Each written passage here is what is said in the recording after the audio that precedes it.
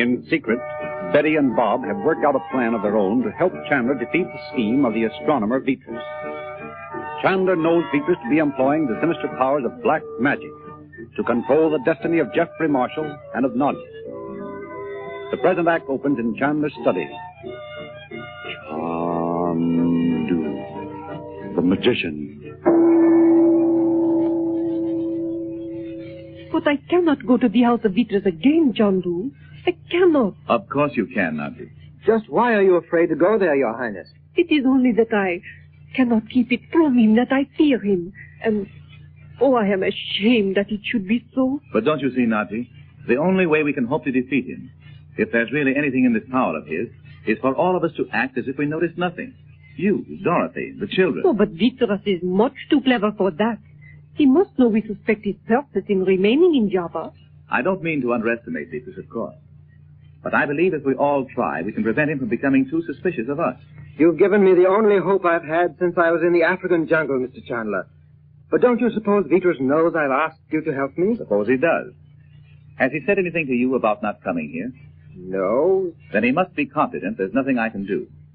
That's exactly what I want him to believe. But what can you do? I don't know yet, of course, because I haven't learned how he works.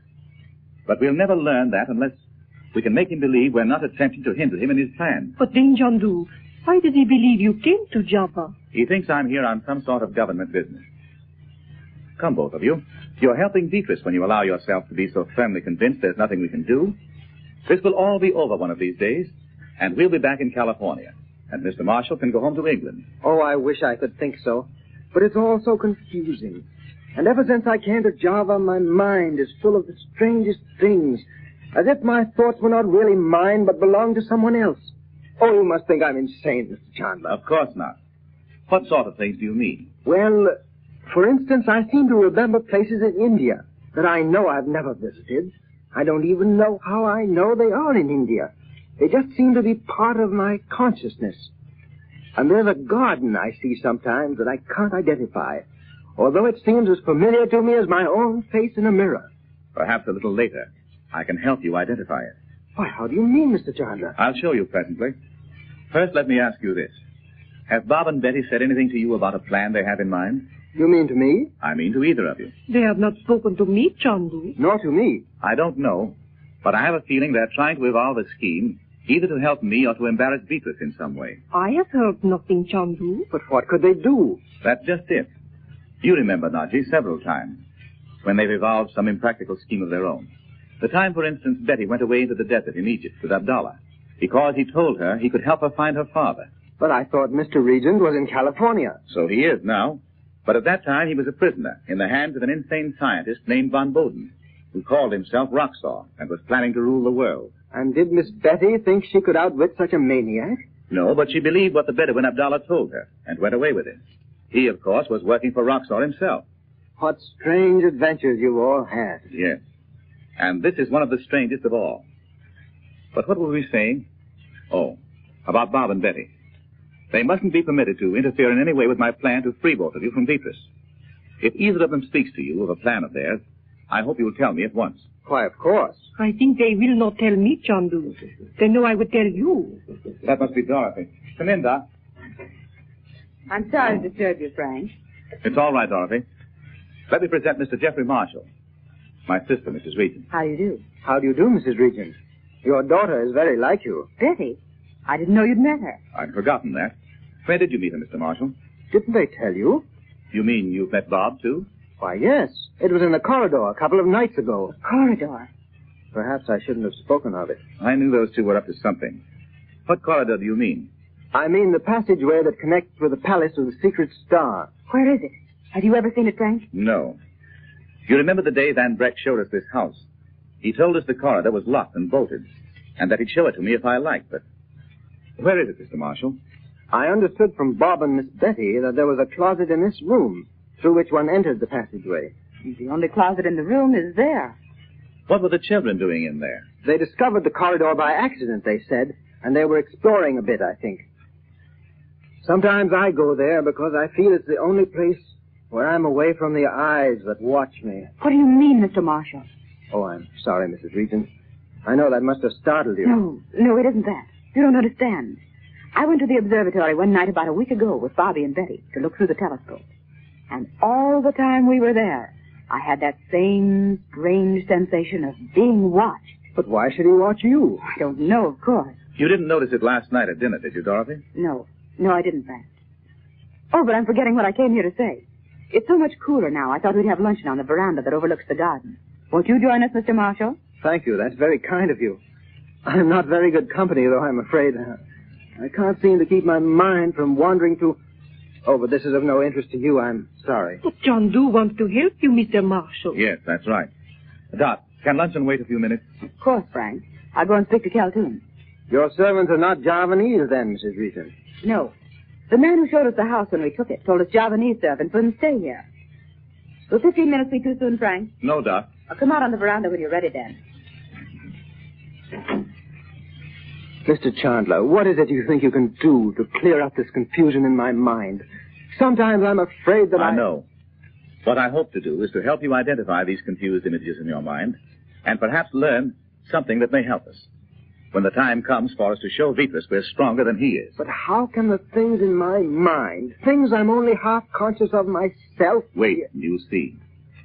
Sit over there, will you? Would you like it if I should go, Chandu? No. Please stay. You're one of the most important links in the chain. Look at the wall at the other end of the room, will you? Just above the table where the crystal ball is. Do you understand, Nadji? Yes, Chandu. Once, I too could have... Never mind. What's that uncanny sound? Is it Vitrius calling me again? No. Don't think of Vitrius or anything connected with Java. That's right. Look on the wall there. The picture's beginning to form already. See the high wall with the iron gate, and inside, the magnolia tree and the fountain. It's that garden. It's moonlight there in the garden.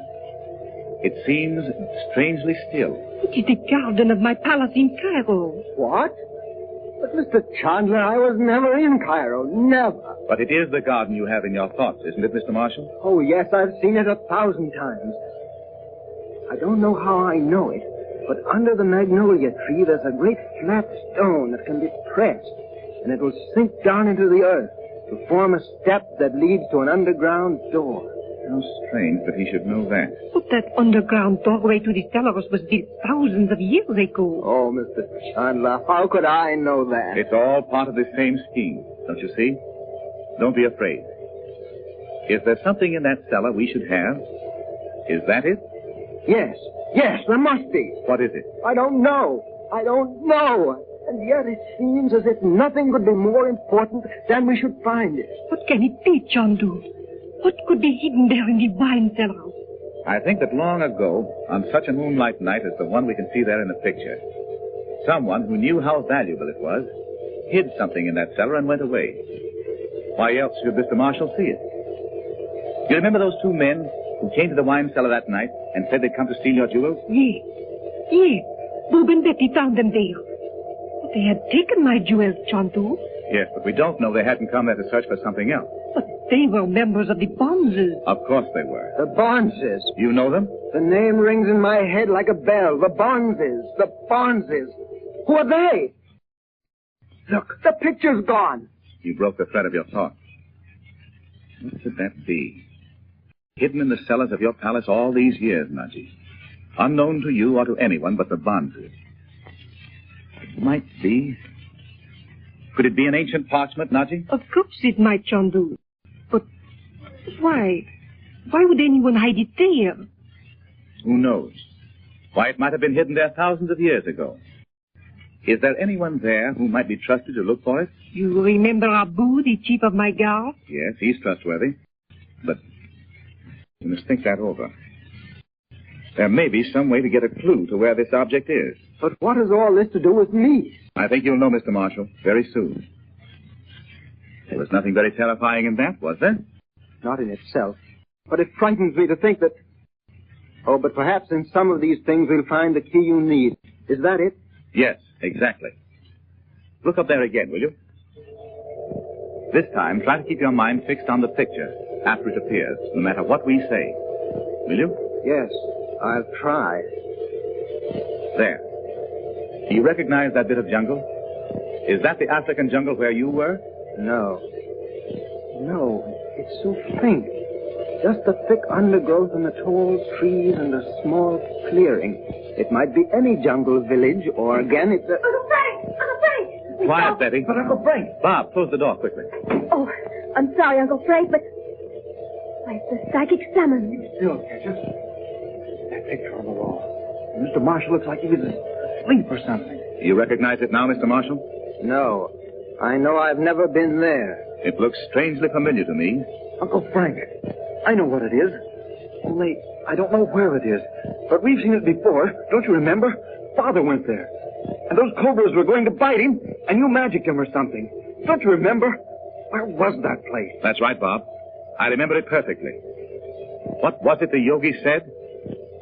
A strange, forgotten island off the coast of Sumatra.